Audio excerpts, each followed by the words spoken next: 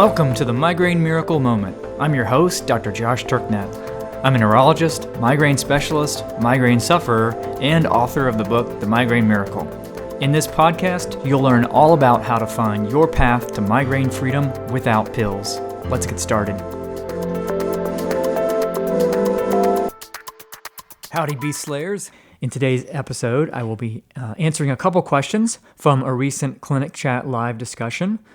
The first question is about whether or not being on the Migraine Miracle program increases resilience over time. And the second question is about how to know what the cause or origins of a morning headache is. Is it migraines or allergies or something else? So again, these questions are excerpts from our recent Clinic Chat live session for Migraine Neverland members that we do over Zoom. And if you're interested in taking part in these live sessions, as well as being able to submit questions, then you can learn more about becoming a member at mymigrainemiracle.com. And there'll be a link in the podcast description. Along with being able to attend all of our Clinic Chat lives, there is a whole host of resources in our membership for helping you to put the Migraine Miracle program into action to slay the beast once and for all. Also, we run periodic promotions for membership for our podcast listeners, and you can find out what the current one is by going to mymigrainemiracle.com/moment. We've actually had multiple discussions over the years about allergies, including how to distinguish between headaches that are triggered by allergies, how to treat allergies if you don't want to take decongestants and antihistamines and are worried that that may be contributing to your migraines. And all of those prior discussions are available inside of the Clinic Chat archive. And lastly, before we get to the questions, I want to share a success quote from Rachel, who is one of our newer Migraine Neverland members. She says, "Since I've just found you guys 1 month ago, I went all in. I have since gone off all of my medications, antidepressant, Adderall, daily Claritin, daily Singulair, daily Baclofen, tons of Aleve, and almost daily Imitrex. Haven't had a migraine in 7 days." Again, I've said this before, but it bears repeating. What does it tell us about the drugs that are commonly used to treat migraines if people commonly do so much better once they're no longer in the picture, and when we're instead activating and supporting our body's own natural ability to heal and recover? It's a story we've now seen play out thousands and thousands of times. All right, and now without further delay, here is the excerpt from our recent Clinic Chat.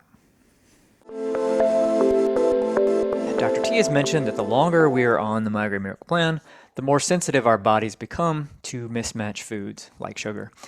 Can the same be true of mismatched behaviors, or might the opposite be true? For instance, we'll be able to better handle a few nights of poor sleep or occasional extended hours on the computer, or not. So this is, I thought, was a really good question. A lot of you upvoted it, so thought so too. And it actually brings up issues that are really fundamental to health in general, as well as all the issues related to migraine protection. And I'm going to start with an analogy, and that is the analogy of walking barefoot and calluses on your feet. So what happens if we walk barefoot everywhere? We build up calluses, right? And what does that allow us to do? Well, it expands the range of places or the range of environments that we can walk comfortably while we're barefoot. And in other words, it essentially makes our feet more resilient in a wider range of environments, right? And on the flip side, if we never walk barefoot, we lose or we never develop those calluses. And over time, the number of places we can comfortably walk barefoot narrows, right? So we become less and less resilient in that respect. And this sort of thing plays out in virtually every single domain of our physiology. So remember, the main function of the body is to maintain stable conditions in the face of changing environments and context so that we can still generate the energy that's needed to support life. And this is tied in right with the definition of health.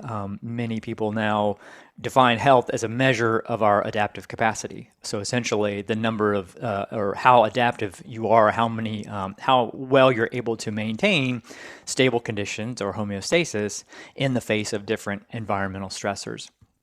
And the best way to maintain all those systems, in my opinion, and it makes perfect biological sense, to maintain our maximal capacity is by reducing mismatches. And the way that mismatched foods and behaviors impair our health and ultimately cause disease is by reducing our adaptive capacity. So we become, with our mismatched environments, less and less able to maintain homeostasis, which first causes physiological dysfunction and then ultimately causes those systems to break down completely, and we call that disease. But this is exactly like what happens when we don't walk barefoot, as the example. So when we deprive the body of the inputs and exposures it needs in order to help to maintain that adaptive capacity, which is to say to maintain health, then we get sick.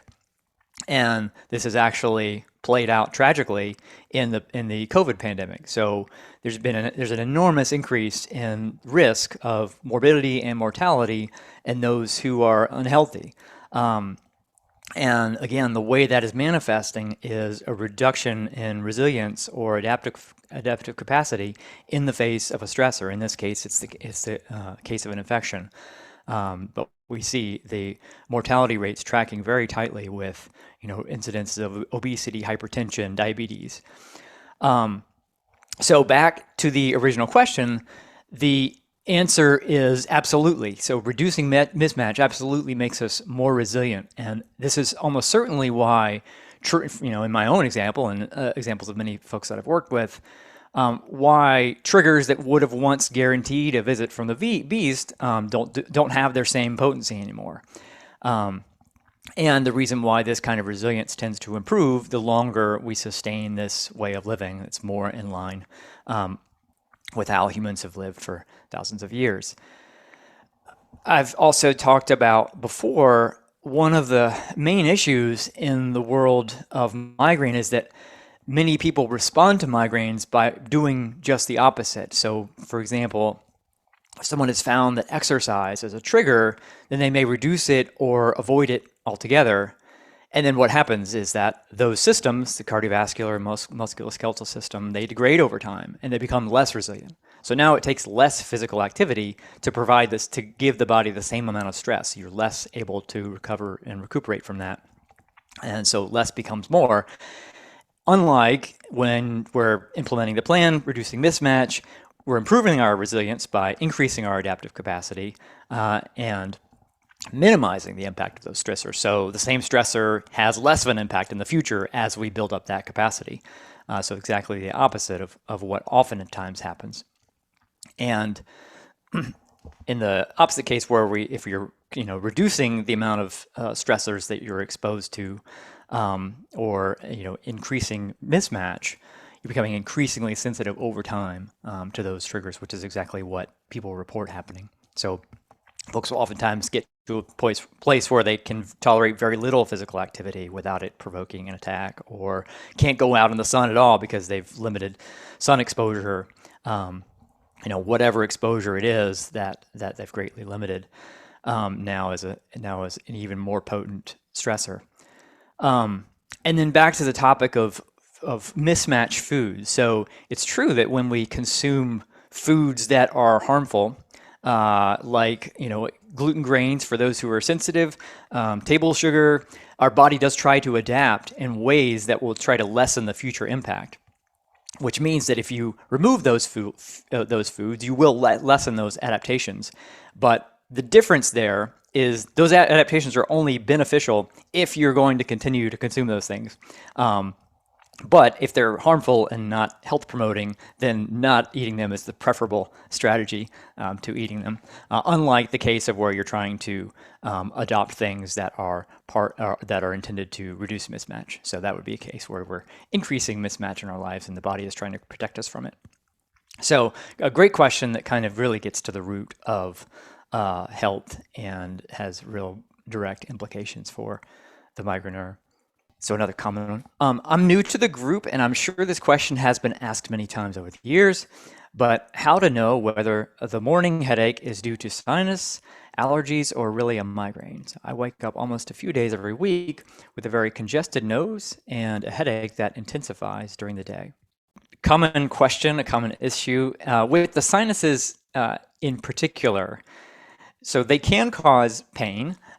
Typically, it's pain in the face. Sometimes it can be pain in various places in the skull, but this is almost exclusively in instances where there is active infection and the sinuses are inflamed. And usually that's going to be accompanied by other signs of infection like fever, malaise, joint aches, and so forth.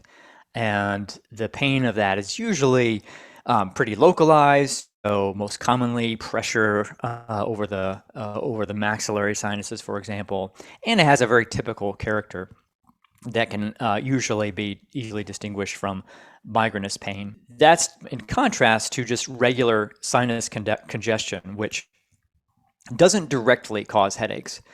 For someone who is prone to migraines, it can be a factor that moves you closer to threshold, but doesn't directly do so. So there are plenty of folks with seasonal allergies and sinus congestion that never complain of headaches with it. I've talked about before one of the distinctions between primary and secondary headaches, with secondary headaches being some kind of pathology inside the skull that's causing head pain. So a sinus infection would be an example of that. Meningitis would be an example of that. And then the rest, we have primary headaches, which is really the brain's pain centers turning on.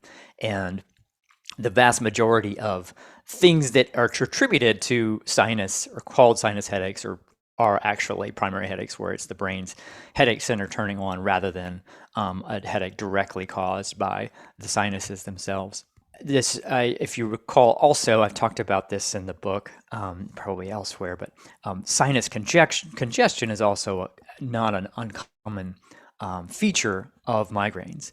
So that's why studies have shown that the vast majority of people who've been diagnosed with sinus headaches are actually having migraines, and likely because they're just simply having that as a symptom. In answer to the question, outside of an active sinus infection, I think of those things under the umbrella of a primary headache, and I would address it accordingly, rather than doing specific things to treat the sinuses.